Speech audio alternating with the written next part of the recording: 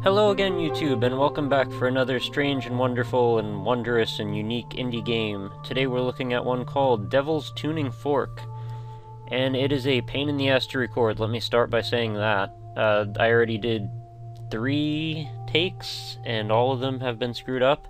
I think I finally nailed it, though, so we're gonna go for the gusto and see if this time we can actually get this right. So, first thing you need to do is see a very short cutscene. Here we go. Area parents are becoming panicked as the child coma epidemic continues. Medical experts are baffled by the number of children falling into sudden comas with little warning. Doctors believe that these cases are related, but no connection has yet been found. Young children appear to be those most at risk. Doctors are advising parents to be aware of their child's whereabouts. So little Jimmy and little Billy, they're all falling over and they're falling into a coma. And that's where we come in.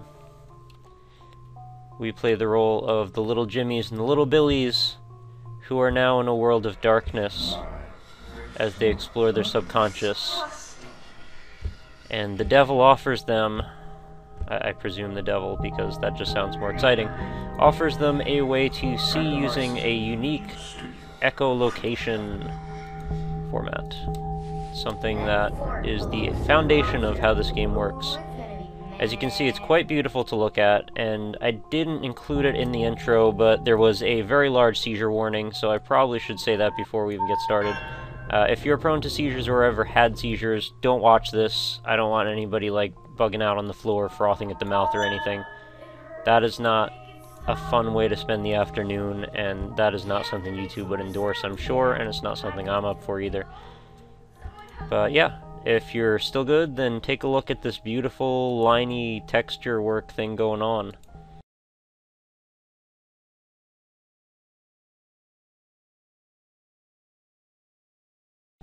So if I move around, that's WASD, and I shoot one of these little bolts with the left click, then I can see for a moment. And right now, we're in a place where these reverberations are sort of happening anyway. Because of this stuffed animal, and those are the things we're supposed to be collecting. Now you'll see on the ground here, for a moment at least, there's these floor panels, and these, right here, if I use a low frequency sound with right click, they reveal X's. So you need to know that sometimes there are things you can see with one frequency versus another. It's kind of a cool thing. Now, there seems to be our goal, that rabbit off in the distance there, but any one of you who was born in the day and age of Pokemon knows when you can easily see your goal, that's the way to sure death. So we're going to go the long way, where we will be safe and presumably fight lots and lots of minions. And by fight lots and lots of minions, I mean don't fight anything, because as far as I've seen, there is no actual combat. Just navigation and puzzle platforming. And I'm okay with that. This is an atmospheric experience. This is all about how you're feeling and taking in the mood and the setting and sort of living in this very strange moment that we're in right now. Seeing all of these golden black stripes on everything. So it puts the player in a very unique position where every few seconds, everything you see is gone. So you just need to sort of remember and sort of create this map of everything in your head. And I like the fact that they've sort of attuned to an idea like synesthesia to be able to manipulate the player and how they see things.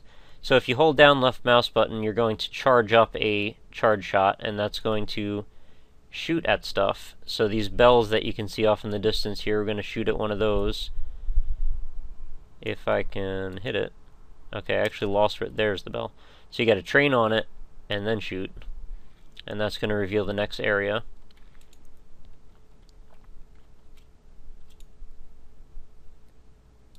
And there's a very cool concept. I think it's good to a point, but I also do admit that after a while of playing this, because I did play this a little bit before we started, it does sort of wear on you a little bit. I mean, it's cool to be able to deal with this for a few minutes at a time, but the idea of continually not knowing what's around you, it's very immersive for a moment, but then it eventually sort of gets a little tiresome.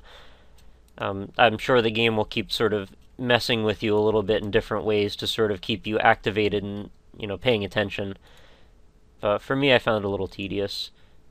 I do, however, like the way that the structure of the game is broken up into sort of like portal test chambers. So you sort of get to know the little bits of environment that you get to see every so often. It's not like you're constantly moving on to each place. At first it's a little bit more like that, but eventually you settle into longer puzzles. And I believe that's already the first short chapter. More like a tutorial or an introduction than anything. Tribulations.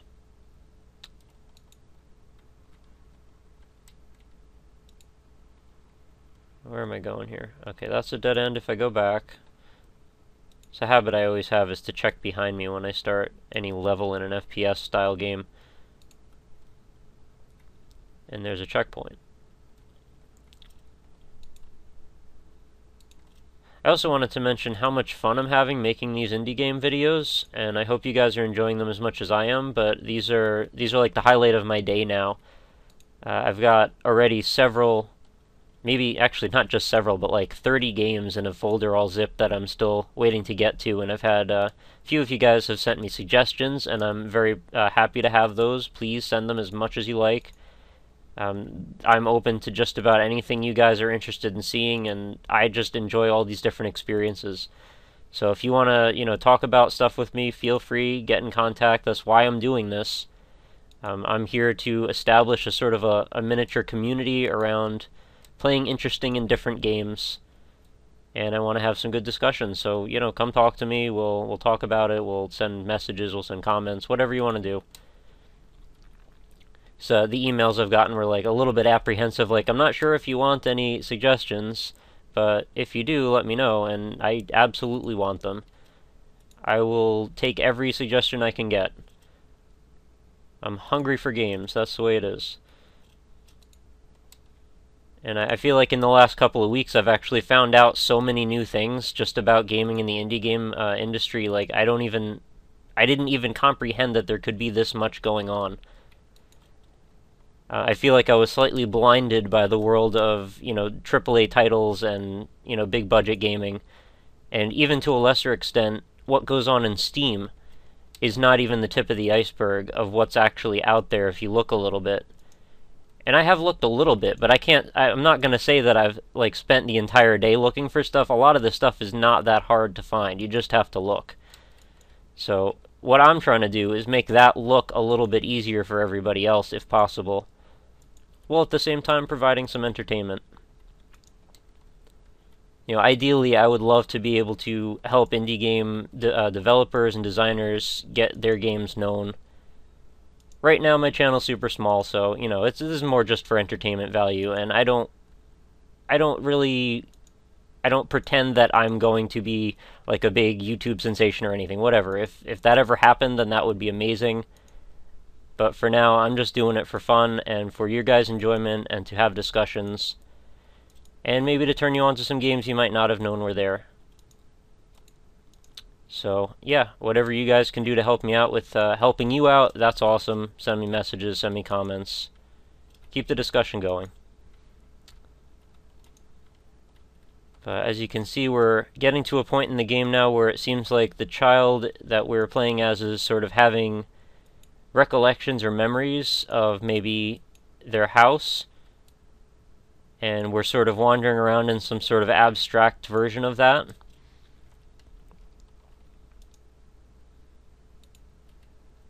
Kind of a cool concept, I guess.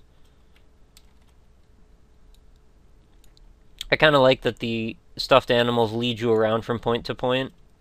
There's like a little bit of almost of a light source.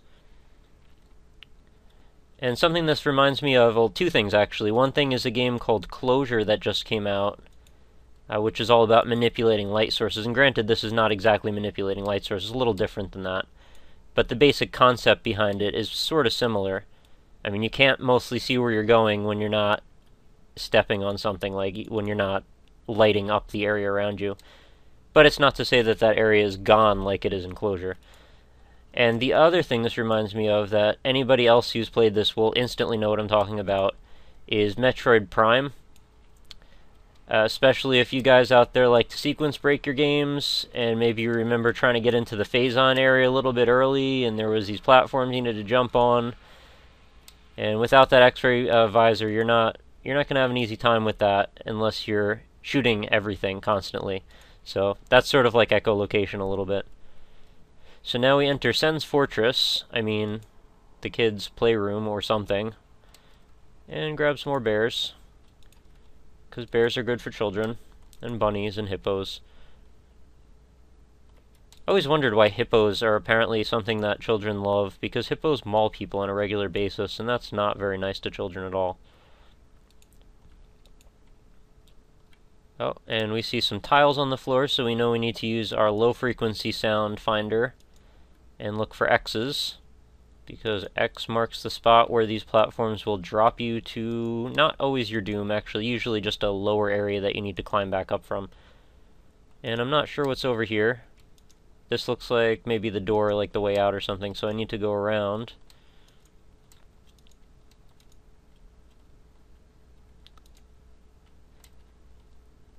So, yeah, what I meant before when I was saying that the game feels like it could get a little tedious after a while is basically you can click as many times as you want. There's this little bar that regenerates in the bottom that you'll see, and as long as there's still some energy left in that, you can just keep on clicking and clicking and seeing where you're going.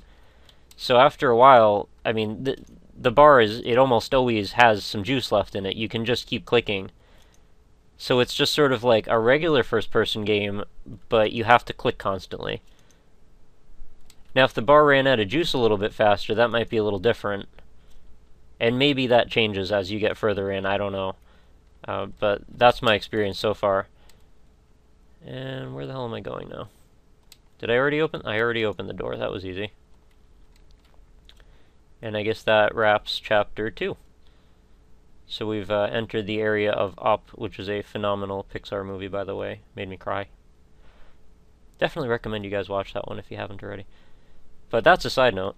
I think we're going to cut this video here, give you a quick taste of what Devil's Tuning Fork is like, another very interesting, different indie title.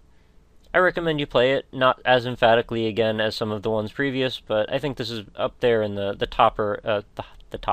higher echelons of the stuff I've looked at so far. And I have lots and lots and lots more to come.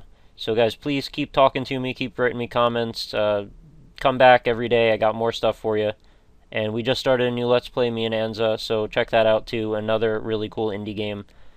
And I will see you later.